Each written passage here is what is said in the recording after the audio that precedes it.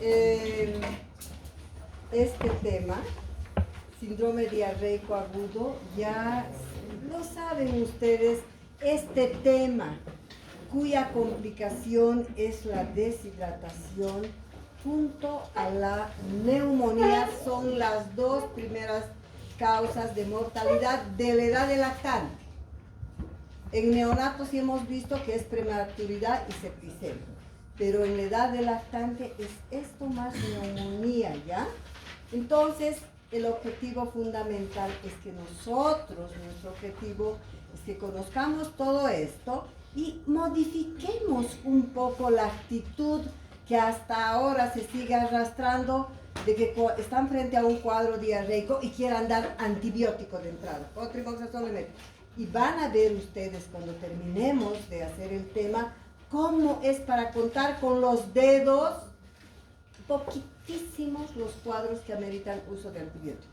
La mayoría son virales o de otro tipo, pero que no ameritan el uso de antibióticos, ¿ya? Entonces,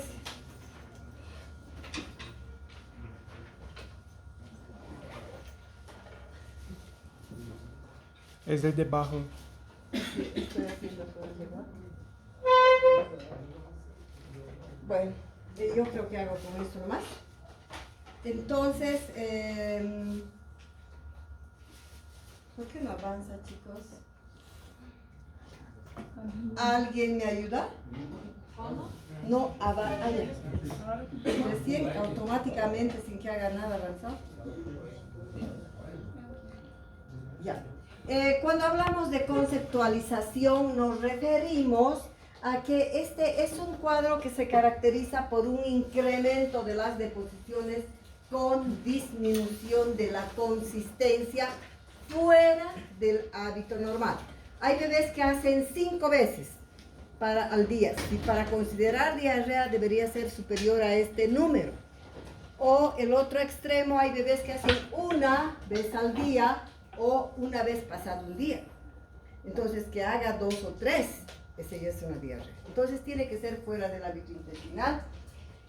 Sigue siendo un serio problema de salud, particularmente en los chiquitos pequeños, en los menores de 2 años.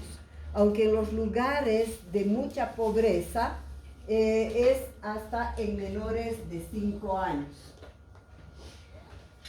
¿Por qué en los chiquitos es más peligroso? Porque todavía son dependientes de los mayores. Porque si ese está por deshidratarse y no hay quien lo atienda, quien le dé líquidos, ese simplemente se deshidrata y puede fallecer, ¿ya? Por eso viene a ser muy terrible esto y es mucho más acentuado, fíjense, en los países del tercer mundo, Latinoamérica, Asia, África.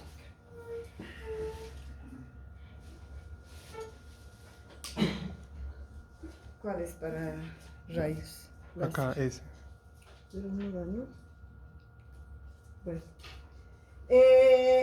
El principal responsable de este ciclo, desnutrición, deshidratación, infección, de nuevo, a más de ese cuadro nuevamente, mayor desnutrición, mayor enfermedad, es definitivamente el responsable de todo este cuadro.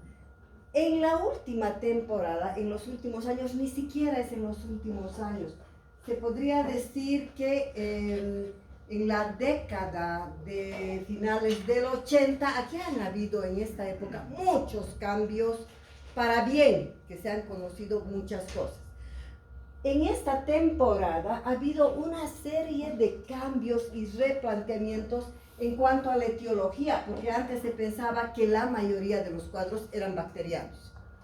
2, que por ejemplo el tratamiento por lo tanto era casi a todos con antibióticos. Y eso ha quedado como una herencia en la gente grande, en la gente que no se actualiza y por eso quieren dar todo el tiempo antibióticos. Y fundamentalmente, chicos, en cuanto al tratamiento. En cuanto al tratamiento, porque fíjense, en esta época, mediados del 80, ha ingresado a nivel mundial, ha ingresado el sobre de rehidratación oral de forma masiva, porque hasta ese entonces la rehidratación era exclusivamente endovenosa, era tan lenta que se hacía en una semana, 10 días, ¿ya? Y ha habido un cambio, las internaciones por deshidratación bajaron del cielo a la tierra, debido a que se prevenía ya con el sobre de rehidratación oral que tenía electrolitos. Y fíjense en esa época cómo era, chicos. Se suspendía la leche, incluso la lactancia materna. El niño tenía diarrea y se sacaba la leche materna, se pueden imaginar, la leche artificial, y se daba líquidos claros. Entonces, obviamente empeoraban, pues. No se reponía electrolitos, nada. Entonces ha sido un cambio muy increíble, y los responsables ha sido un médico uruguayo, un Francisco, no me acuerdo qué, pero un capísimo, ya mayor el señor, y una persona muy joven, un doctor Facúndez, que a esta altura debe estar bordeando, digamos, los 70, esa vez era jovencísimo él, era brasilero. Antonio Facúndez creo que se llamaba, no recuerdo muy bien, lo he visto en muchos congresos, un capísimo. Estos dos hicieron todo este cambio referente a esto de la fisiopatología, el tratamiento, etc. La epidemiología, como la desnutrición, queridos, está atado netamente a la pobreza, con todo lo que implica vivienda insalubre, hacinamiento, falta de saneamiento básico, no tienen agua como los que viven en los cerros, se abastecen por turriles, eso se quedan semanas, se contamina, así una barbaridad. Entonces ellos son los que tienen más, ¿verdad? Ahora vamos a ver algunas clasificaciones desde diferente punto de vista. Si tomamos en cuenta la evolución, por ejemplo, el tiempo que dura la diarrea, esta clasificación última que se ha quedado es la más simple. Fíjense, agudas es menor de 15 días y casi la mayoría son infecciosas. Y crónicas son las que duran más de 15 días. A este grupo que duran más de 15 días, fíjense, entran las parasitarias. Las amebas, las yardias, que hacen un episodio, el niño tiene buenas defensas y puede pasar así, sin nada. Pero después de un tiempo regresa, así, se cronifica. O las alérgicas, o estas por intolerancia, son de curso largo y larvado, ¿ya? Otra clasificación importante es según el tipo de germen que me está causando la diarrea. Y aquí vamos a tener gérmenes enteroinvasivos. Fíjense, los enteroinvasivos, su nombre me está diciendo, son los que penetran la profundidad de la mucosa. Y si penetran estos gérmenes, me van a horadar. Ese proceso infeccioso penetra, me horadan capilares sanguíneos. Por lo tanto, hay una respuesta inflamatoria muy abundante. Hay gran secreción de moco, de sangre, ¿verdad? Por eso son enteroinvasivas. Entonces, todas las diarreas que ustedes vean que tienen sangre infecciosas corresponden a este tipo de gérmenes. Los ejemplos más típicos: Shigella, amebas, salmonella, E. coli, son la enteroinvasiva E. coli, que hay de todo, ¿no es cierto? Las coli son de todo. Las enteroadherentes, su ejemplo más típico del enteroadherente es la Giardia lambda. Si recuerdan ustedes sus conocimientos de parasitología, la Giardia era así y tenía un pili, ¿verdad? Como un pelo. Ese se pone en contacto con la mucosa así, no penetra, simplemente está en contacto, se adhiere.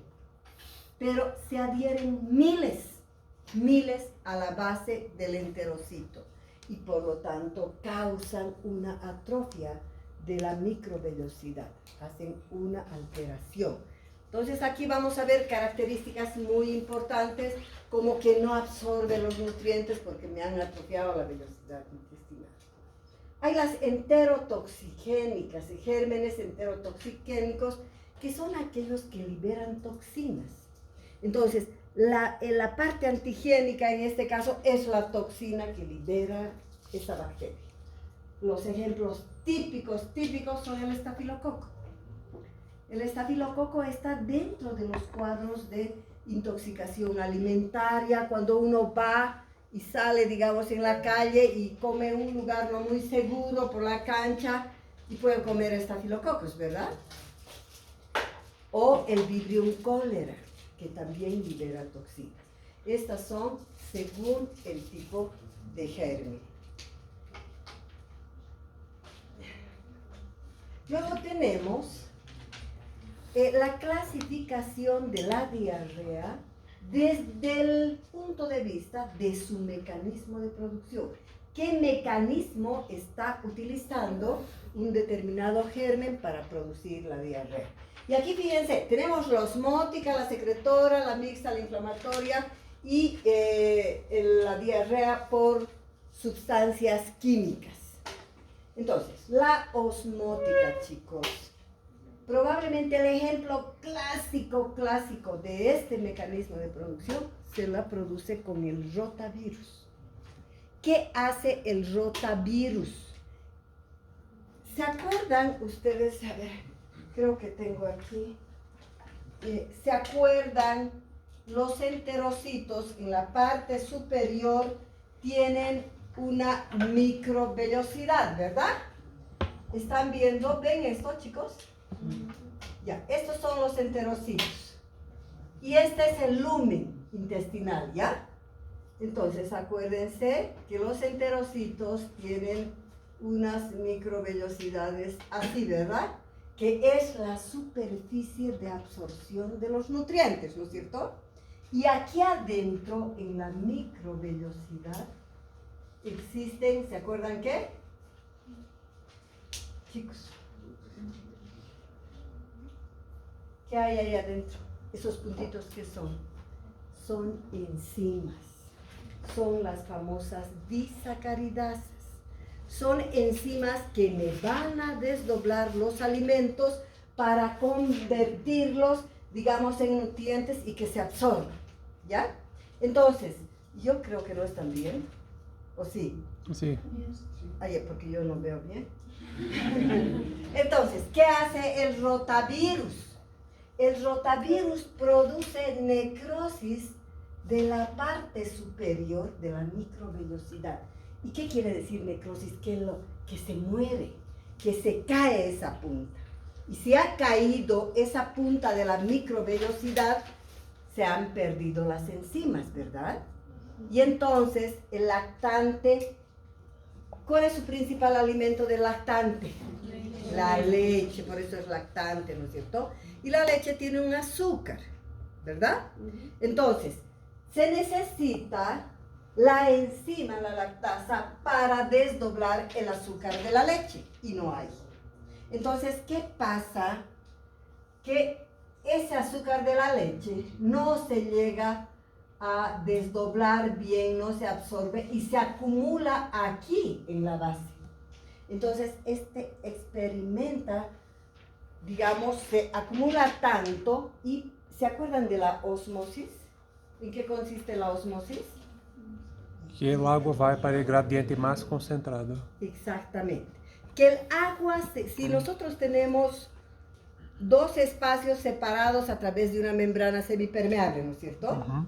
Y aquí tengo mayor cantidad de soluto, que es donde están el azúcar de la leche. Y el medio interno, no, tiene menos. Entonces, ¿el agua dónde va a ir? Va a salir del interior hacia afuera, porque ahí está acumulado gran cantidad de azúcar. Y entonces es una pérdida desde el medio interno hacia aquí, ¿verdad? Por gradiente osmótico. Y entonces se pierde grandes cantidades de agua por ese mecanismo osmótico. ¿Está claro esto, no es cierto? Uhum. Es así la fisiopatología. La secretora es, digamos, en general puede ser por diferentes toxinas bacterianas, etcétera, que alteran, y aquí ocurre todo el proceso de la AMP cíclico, etcétera, etcétera. Y al final, ¿qué pasa? Lo que pasa es que hay una gran eliminación de agua, de electrolitos, entre esos sodio, cloro, potasio, bicarbonato al lumen, al interior. Entonces se elimina gran cantidad de esto por este mecanismo secretor. La mixta cuando comparten ambos mecanismos. Y la inflamatoria, que es otro mecanismo, está asociada a enfermedades que cursan un proceso inflamatorio.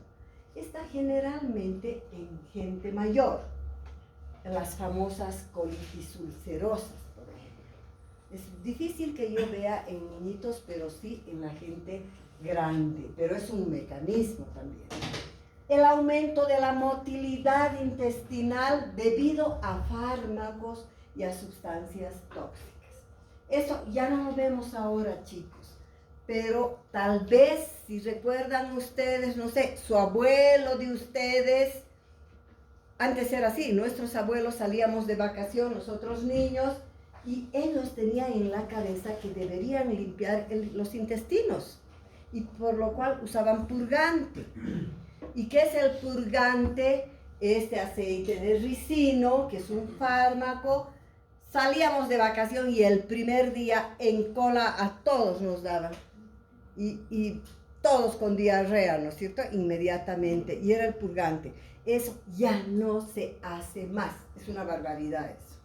No se hace. Pues hace muchísimas décadas que no se utiliza. Es decir, que este mecanismo prácticamente ya no funciona. Ahora tenemos otra clasificación desde el punto de vista etiológico. ¿Cuál es el germen que me produce? Fíjense, este, queridos, es el orden que está en el libro. Así está el libro. Primero están, o sea, hay una gran división en dos, infecciosas y no infecciosas, ¿verdad? Dentro de las infecciosas, este es el orden: bacterianas, parasitarias, virales y micóticas. ¿Por qué ese orden? Porque ya les he dicho, antes se pensaban que eran las bacterias las primeras responsables. Ahora no. Hace mucho tiempo se sabe que no, que en un determinado momento fueron los virus. Luego, digamos, si yo hablo lo que pasa en Latinoamérica, chicos, ¿cuál será el germen más frecuente causante de diarrea? Germen, o sea, ¿cuál será? ¿Los parásitos, las bacterias, los virus o los hongos? Los parásitos, muy bien, los parásitos.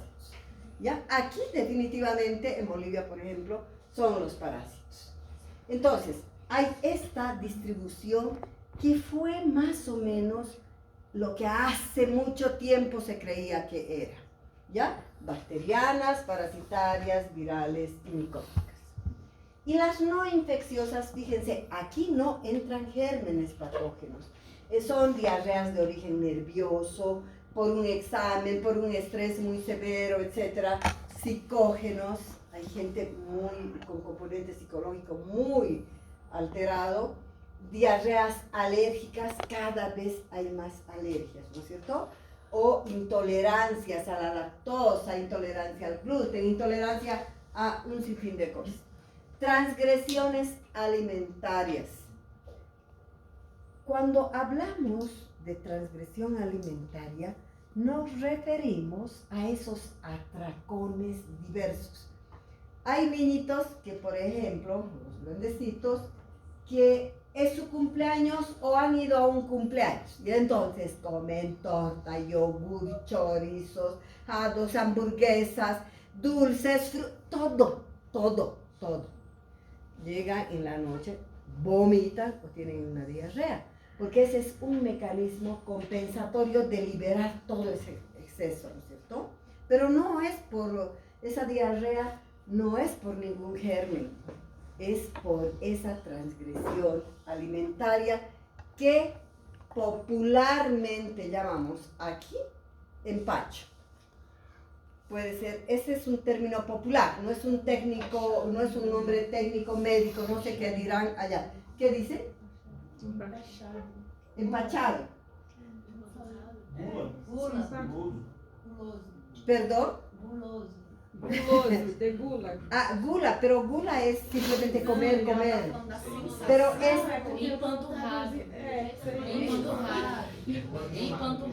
Empanturrado. empantojado. Cuando está muy lleno. Eso, se está implementando así. Ya. Bueno, pero aquí se dice empachado. Este está empachado. Y diarreas por fármacos o por tóxicos, y hemos mencionado aquí, ¿verdad? Ahora, vamos a ver un poco los gérmenes de acuerdo a su frecuencia. El primer grupo que hemos dicho que está, si bien no es lo más importante, pero está descrito en ese orden, ¿ya? Las bacterianas. De las bacterianas, fíjense, chicos, probablemente es la salmonela la que encuentro en cualquier parte. Salmonela la encuentro en toda Latinoamérica, en el África, en el Asia, en Estados Unidos, en todo lado. Si recuerdan cuando vimos antibióticos, yo les he comentado que los estadounidenses para lo único que utilizaban el cloranfenicol era para tratar la fiebre tifoidea, ¿verdad? Porque había ahí, sigue habiendo, y en el verano hace picos. Hay una endemia en la mayor parte, exceptuando los países europeos, hay una endemia. Y entonces llega el verano y hace un pico. Y todo el mundo se entera porque es clásica su enfermedad. Entonces, la salmonela, si bien el niño grande desde escolar, preescolar, ya tiene una sintomatología típica parecida al del adulto.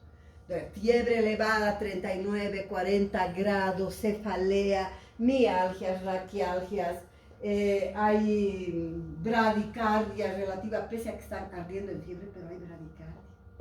Si toco el abdomen, hay gorgoteo. ¿Saben lo que es gorgoteo, no? En fosas ilíacas, yo aprisiono, meto así, palpo, y en la punta de las yemas de los dedos siento que me revientan burbujas del intestino. Ese es el gorgoteo. Cuando uno siente eso es muy sugestivo, si va acompañado de todo esto, que pueda tratarse de una salmonela, el gorgoteo. Aprieto, está llenito de gases, ¿ya? Entonces, todo esto es muy sugestivo y me hace sospechar.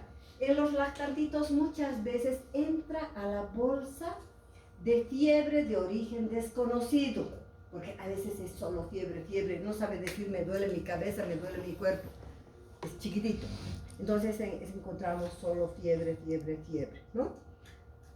Entonces, ¿cómo diagnostico? Por una clínica que es particularmente casi la misma, que se repite, exceptuando en los bebés.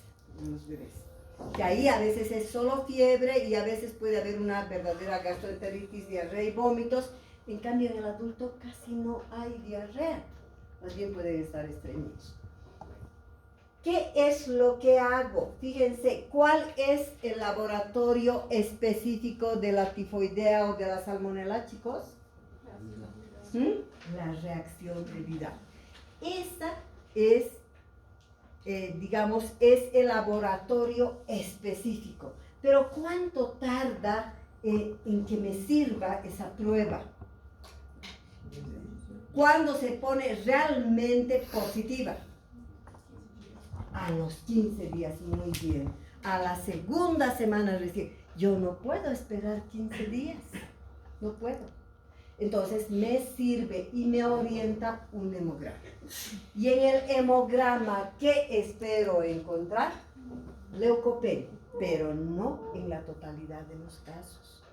Puede haber en un porcentaje importante cursa con leucopenia, y si encuentro leucopenia más esta sintomatología, es casi seguro que es una salmonela e inicio el tratamiento. Pero puede ser que los glóbulos blancos estén normales o haya incremento en una leucocitosis. No es la regla entera, pero sí es muy sugestivo. ¿Ya?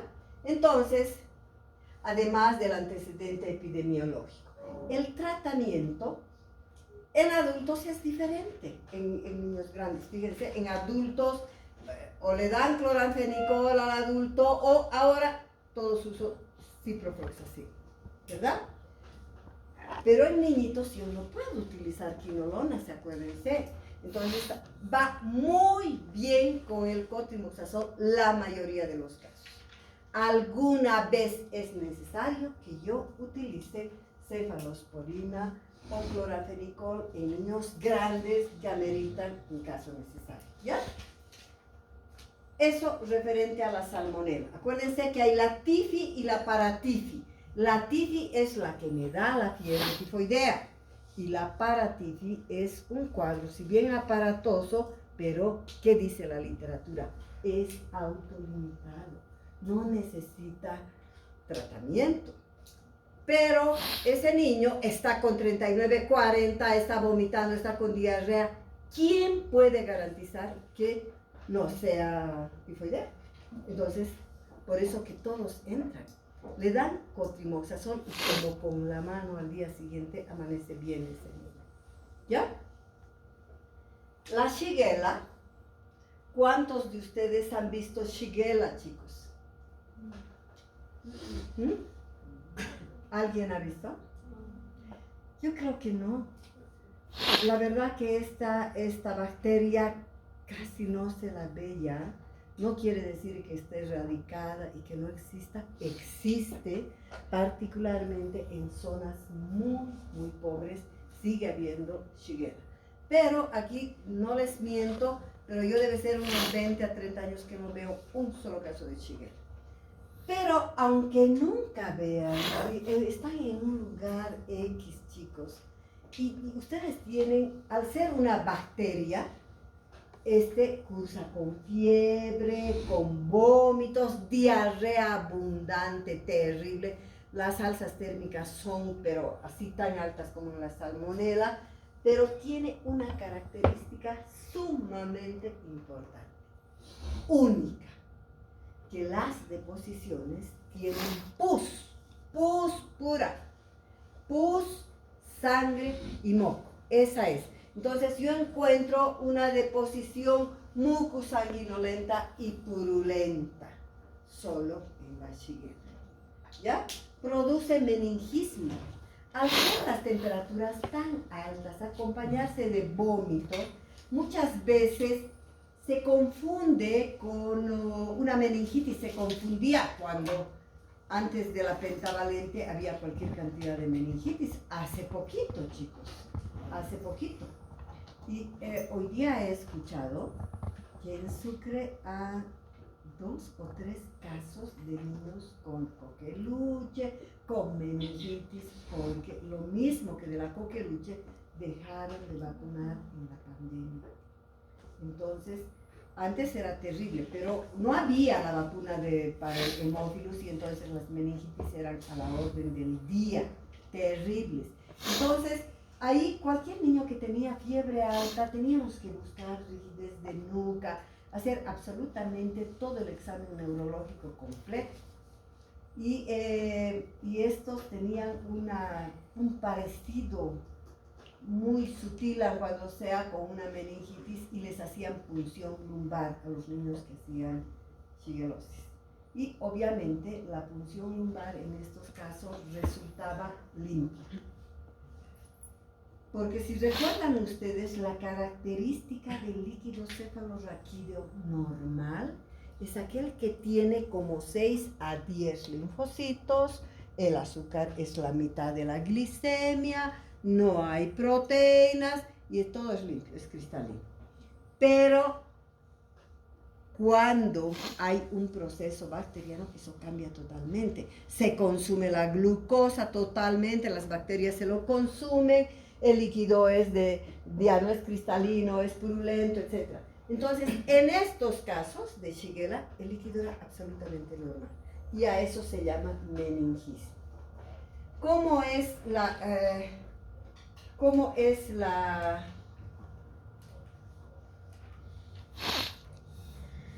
la clínica?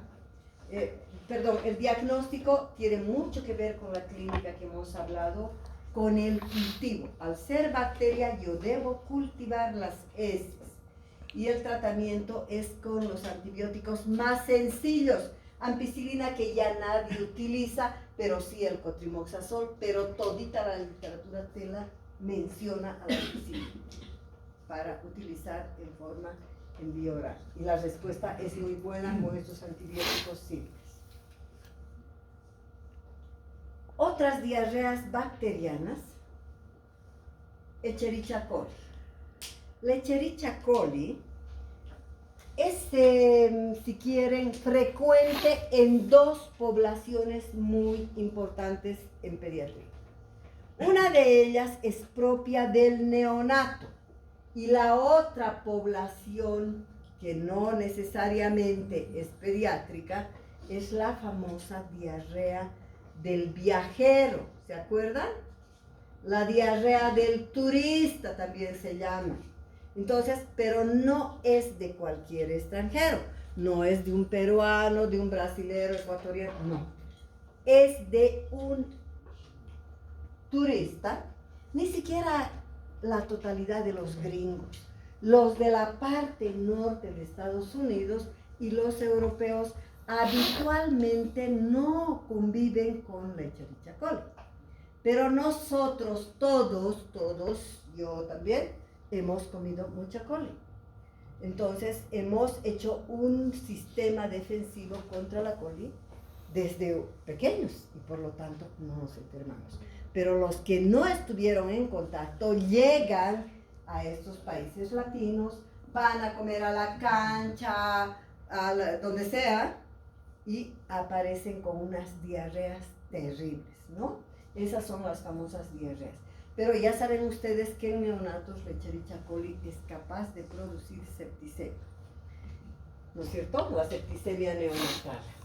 El diagnóstico es la clínica y el cultivo de heces porque es bacteria, el tratamiento antibióticos parenterales, obviamente para la septicemia, y ampicilina y cotrimoxazol para casos leves.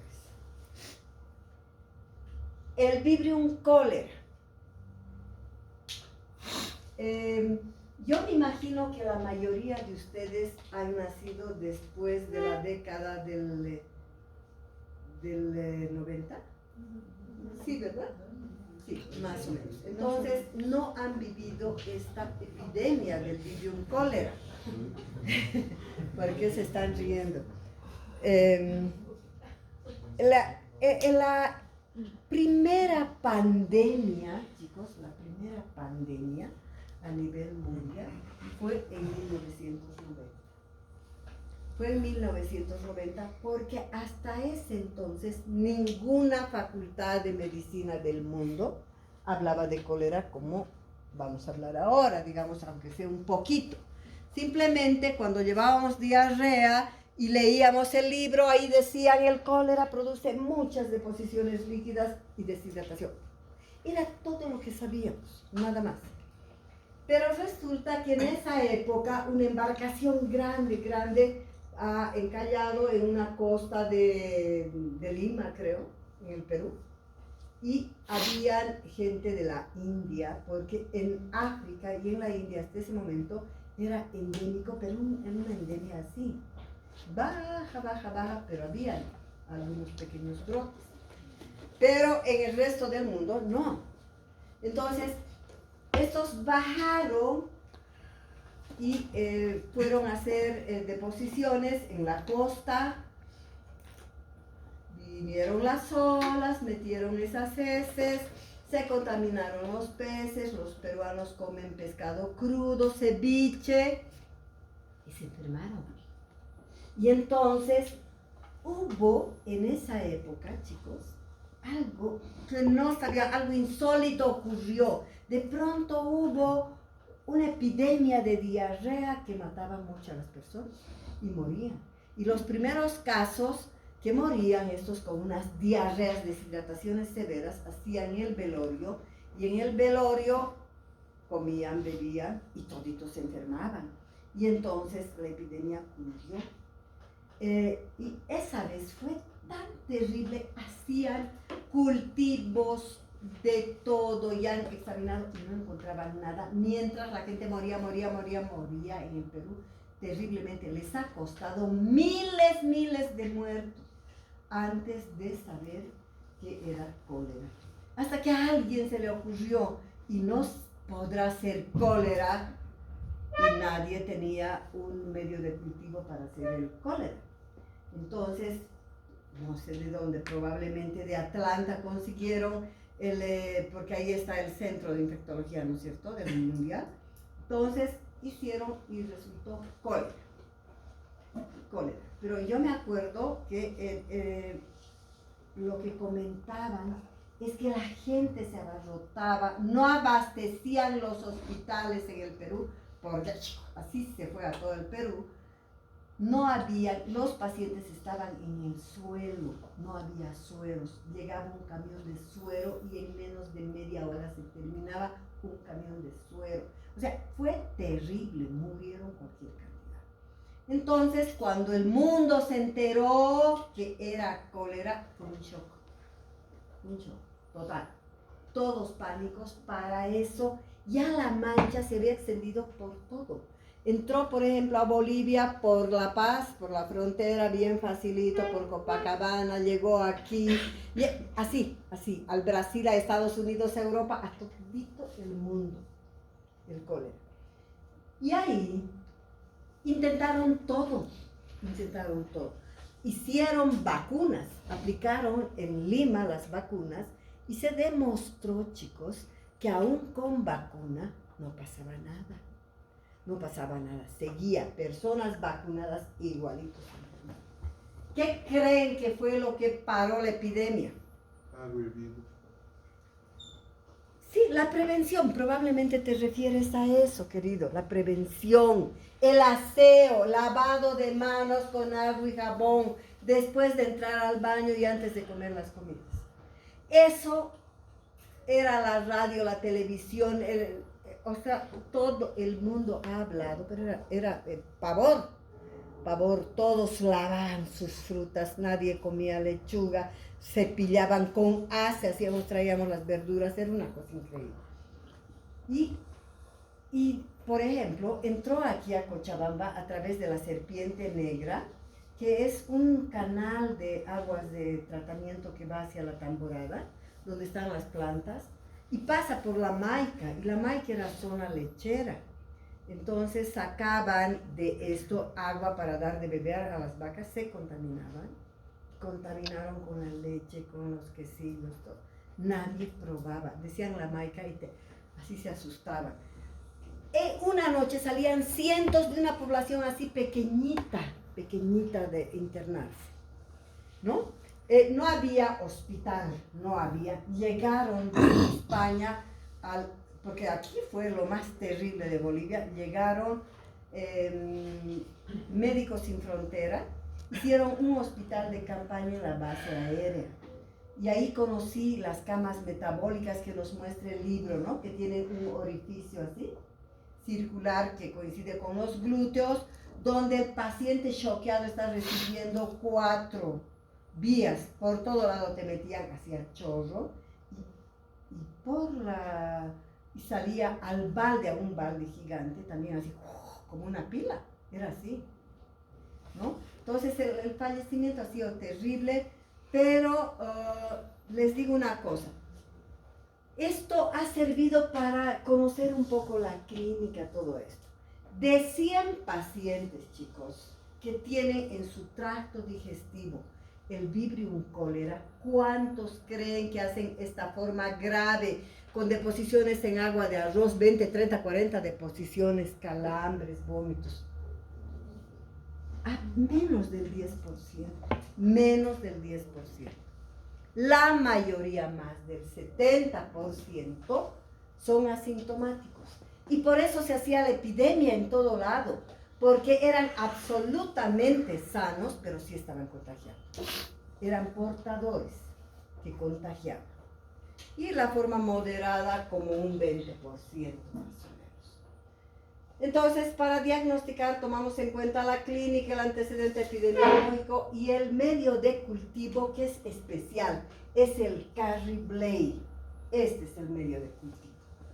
El tratamiento de elección es la doxiciclina, que es un derivado de la tetraciclina para niños por encima de los 12, 14 años. Para grandes. Y amoxicilina en embarazadas, porque no se puede dar ninguna tetraciclina, y cotrimoxazol en los niños pequeños. ¿Ya? Eso es... ¿Dónde he dejado? Ahora, esto, a ver, entonces pónganse a pensar, queridos, ¿cuántas diarreas realmente ameritan el uso de antibióticos? Shigella ya no lo ven, cólera ya no vemos, coli solo los recién nacidos, ¿verdad? O si alguna vez hay una intoxicación. Salmonela es la que necesita, ¿no es cierto? Entonces es para contar con el dedo lo que necesita uso de antibióticos, ¿ya? Bueno, ahora entramos a las diarreas parasitarias, donde la más frecuente es la ameba. ¿Dónde estén yendo ahorita ustedes a rotar? Están viendo amebas, ¿verdad? Cualquier cantidad de amebas hay ahorita, que no era la época. Sin embargo, hay harta ameba. Hay una diarrea de tipo viral, pero probablemente activa o algo, pero estamos encontrando cualquier cantidad de amebas. Entonces, es la más frecuente en lactantes y tiene una característica propia. Cada vez que la madre les dice, mi hijo está con una diarrea, ¿de qué color? Le preguntan, verde, si les dice, ¿tiene flemas? Tienen que contestar, sí, es amebas hasta no demostrar lo contrario. Y ahora, puede ser que tenga sangre, pero no todos tienen sangre, pero todos son verdes con moco, todos. A no ser que encuentren a un portador. Ese no tiene diarrea y han encontrado de casualidad. Pero en pediatría se trata aún a los portadores, porque cualquier rato activan esa ameba, ¿ya?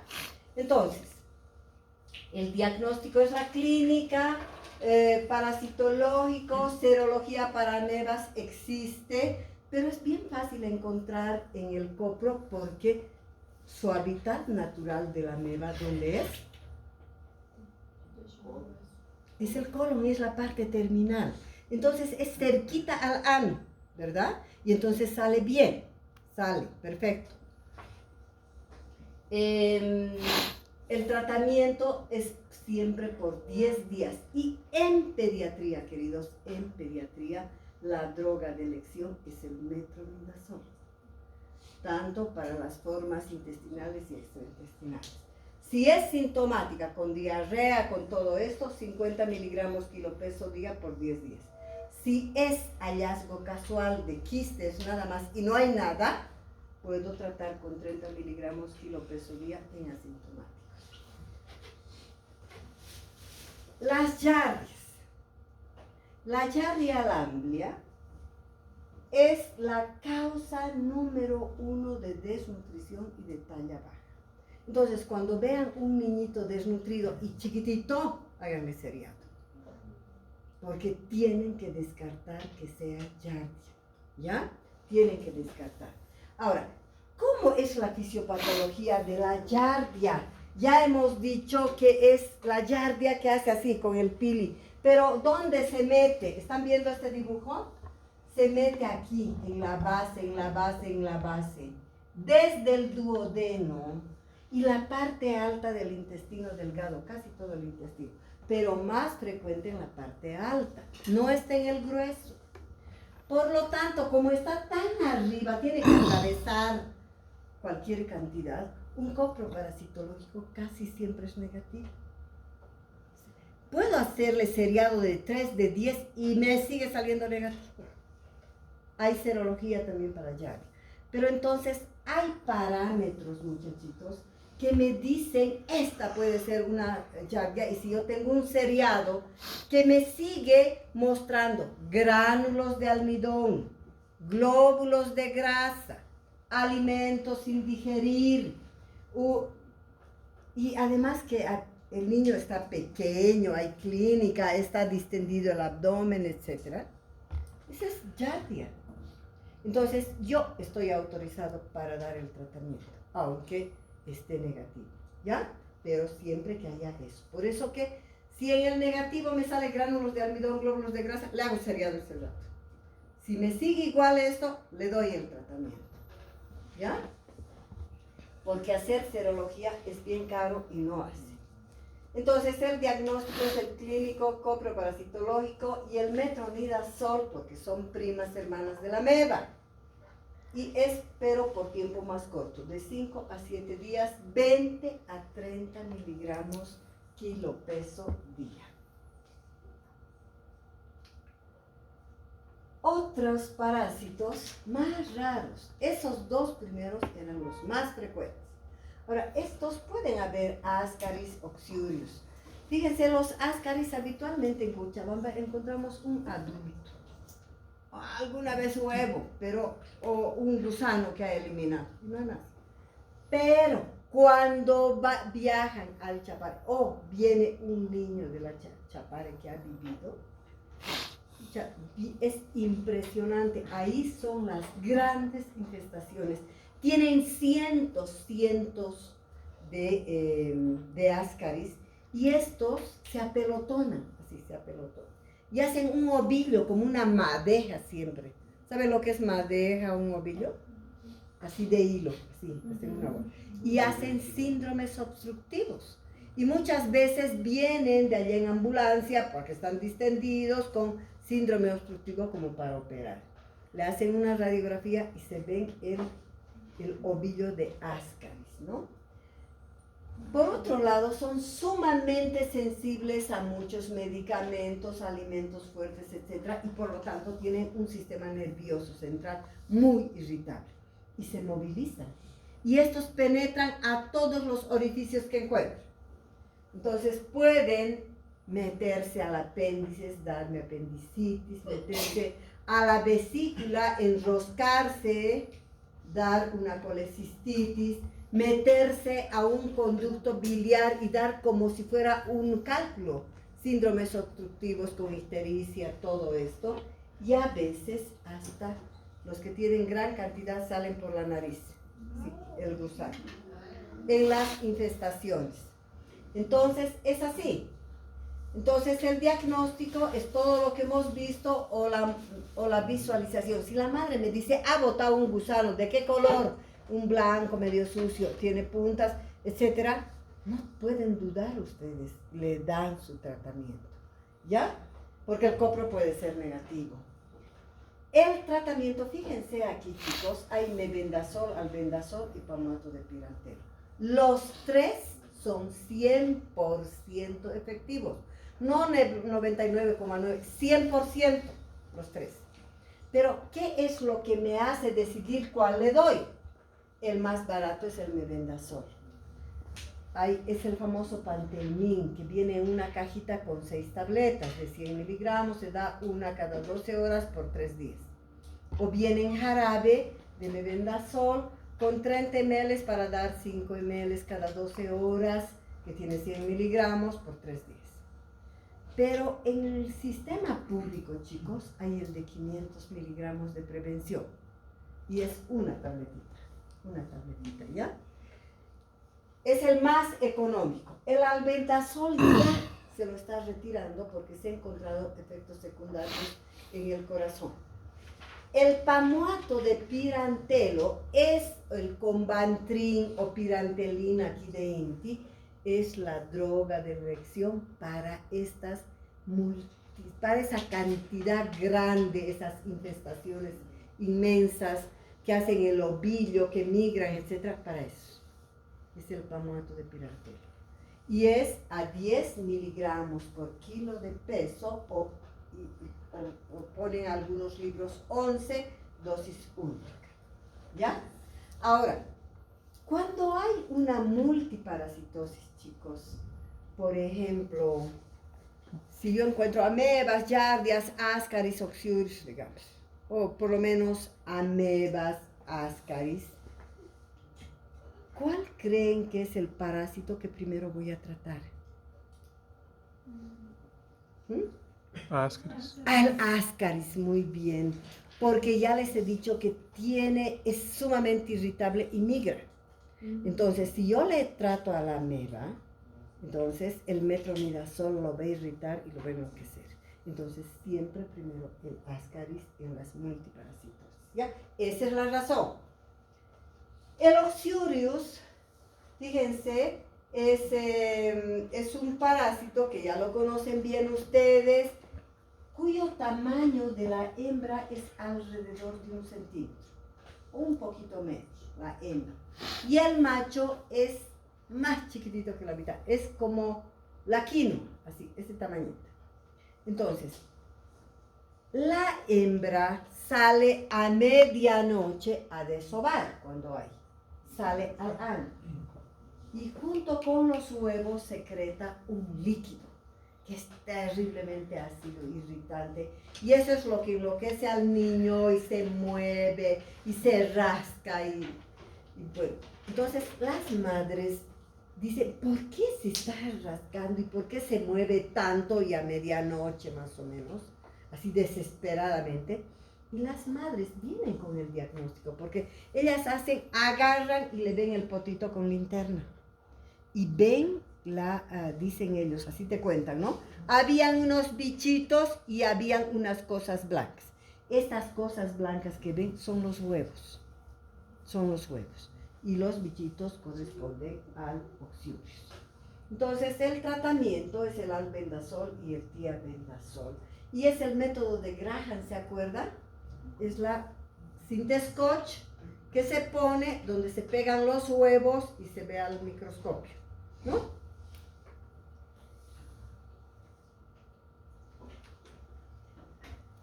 Las diarreas virales, ya hemos hablado cómo es la fisiopatología del rotavirus, ¿verdad? Entonces, hasta que esa microvellosidad se vuelva a generar, pasan mínimo 2 semanas o más. 2 semanas, 3 semanas. Entonces, fíjense, este cuadro, chicos, hace una intolerancia a la lactosa, porque no se han repuesto las enzimas y recién está volviendo a crecer de esas microvellosidades necrosadas. Entonces, por eso que se daba NAN sin lactosa a estos niños, se sigue dando, pero temporal, no por siempre, sino es hasta que se recupere la vellosidad intestinal. Se puede hacer serología para rotavirus, pero ahora ya hay vacuna. Esto ha bajado una barbaridad. Antes de esto el pH era ácido, pedíamos pH y era ácido porque fermentaba ese azúcar de la leche. Y hay eritema perianal, hidratación, probióticos y la vacuna es lo mejor. Ahora, otros virus, aparte del rotavirus, ahorita es el adenovirus. ¿Ya? Hay una cepa de rotavirus que es más suave, pero esta cepa agresiva que producía deshidrataciones con shock y mataba a los niños, está cubierta por la vacuna. ¿Ya? Hay astrovirus, enterovirus y virus nuevos que se describen muchas veces no están en el libro, en los congresos, es que han descubierto otros virus capaces de producir diarrea, como decivirus, noravirus y sapovirus. Han encontrado muchos de ellos en las aguas embotelladas, han debido escuchar, ¿verdad? En las aguas embotelladas. No acá, en otros países. Y las diarreas bicóticas, es decir, producidas por hongo, son por Candida albicans, las candidiasis. ¿Cuándo ocurre esto? Generalmente después de tratamiento prolongado o uso prolongado de antibióticos, especialmente los de amplio espectro. Entonces, el antibiótico, al matar al germen patógeno que queremos matar, mata a la flora bacteriana saprófita normal. Y entonces ocurre un desequilibrio terrible y aprovechan los hongos, que todos tenemos hongos, y se proliferan. Y me dan una candidiasis.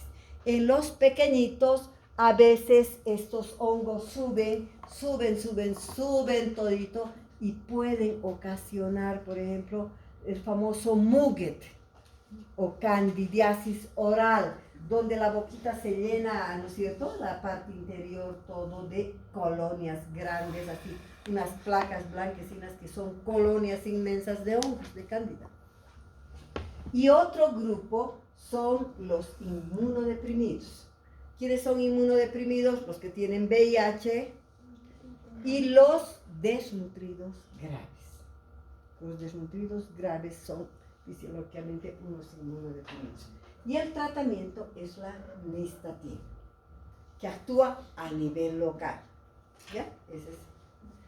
Obviamente que pueden dar otro antimicótico también. ¿Cuáles son las recomendaciones generales? Fíjense, antes era grave esto, le suspendían la leche, la dieta, etc. Ya no se hace nada de esas cosas. Entonces, lo que sí vale la pena decir es que cuando estamos frente a una diarrea, lo que nos interesa es que no llegue a ser la complicación de deshidratación. Entonces, debemos prevenir la deshidratación, dar suero de rehidratación oral y líquidos caseros. Pero hay que tener mucho cuidado. ¿Han escuchado de la intoxicación floral estos días? De estos niñitos, 15 niños en diferentes momentos, pero de estas últimas semanas, que se han internado convulsionando y han llegado a la terapia intensiva y le han puesto el nombre de intoxicación floral. Porque han aparecido los famosos médicos naturistas, ¿no es cierto?, que utilizan, que los masistas han intentado poner incluso en los centros de salud un médico naturista. Pero estos han recetado para estos cuadros gripales, todo eso, dar una mezcla de unas hierbas que yo ni conozco. La manzanilla, digamos, todo el mundo pues sabemos que es inocua. Pero han puesto unas flores de uños, no sé qué cosas, anís. El anís estrella, ustedes saben que está el anís contraindicado, no recién, hace unos 15 años atrás, porque producía convulsiones. Estos niños han convulsionado. O sea, una serie de medicamentos, entonces hay que tener mucho cuidado. Si cuando están en la consulta les preguntan, ¿pero le puedo dar tal mate? Yo no te estoy indicando, porque yo no conozco. Lo único que yo les digo, lo único que le pueden dar es manzanilla. Y en ese con todo esto es mejor manzanilla, pero en escasa cantidad, porque estos habían tomado no sé cuánta cantidad. Terrible. Dieta normal con bajo contenido de fibra, porque ya saben ustedes que acelera el peristaltismo. No suspender nunca lactancia materna ni comidas, porque empeora el cuadro, chicos. Probióticos se puede dar, no es la regla. Coproparasitológico si hay presencia de flemas y de sangre, debo pedir. Cultivos si es neonato o inmunodeprimido o desnutrido severo, debo hacer. Y antibióticos solo si es necesario. No antidiarreicos ni antiespasmódicos porque producen hilio paralítico. ¿Sí? Dime. Una pregunta. Si el niño está con amnioniasis y infección por ascaris, tenemos que empezar, por ejemplo, con metronidazol y después metronidazol, o podemos hacer solamente un medicamento? No, hijita, primero empiezas, eso les he dicho, primero empiezan tratando el ascaris. Entonces, para que no se irrite, lo matas al ascaris porque se muere rapidito. Pueden dar incluso si es grande albendazol o palmato de pirantelo, es una dosis, ¿verdad? Y después tratas ya tranquila tu ameba, ¿ya? ¿Alguna cosa más, queridos? No, doctora. ¿No? Entonces váyanse a estudiar, papitos.